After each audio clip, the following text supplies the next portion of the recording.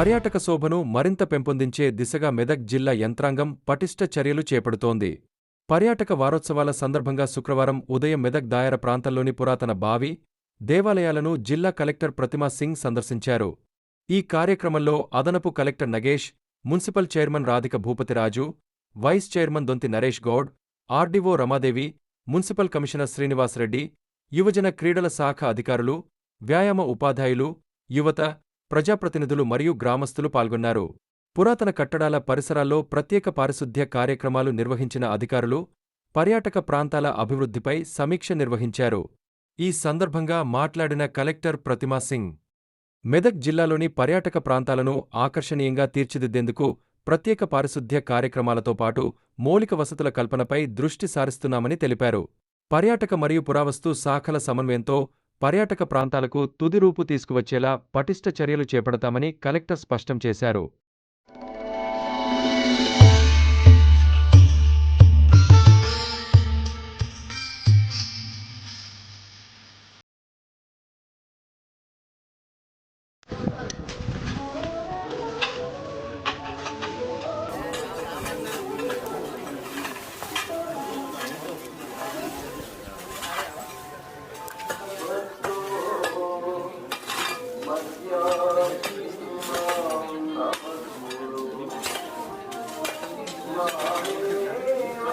అందరికీ నమస్కారం.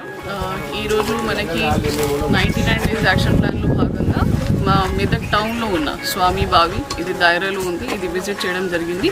నాతో పాటు మున్సిపల్ చైర్పర్సన్ రాధిక గారు ఉన్నారు, లోకల్ కౌన్సిలర్ ఉన్నారు, జేసీ గారు, డిస్ట్రిక్ట్ ఆఫీసర్స్, లోకల్గా ఉన్న ప్రజలు అందరూ ఉన్నారు. సో ఈ బావి గురించి స్వామి వాళ్ళే ఎప్పుడో కాలంలో చేసి ఉంటుంది, ఇది మెయింటైన్ చేశారు.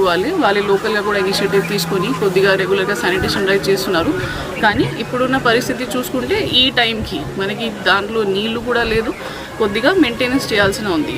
ఉన్న రాళ్ళు కూడా పడిపోయినాయి, కొద్దిగా స్టెప్స్ రిపేర్ చేయాలి. సో కొద్దిగా వర్క్ ఉంటుంది మనకి హెరిటేజ్ ప్రిజర్వేషన్ పరంగా.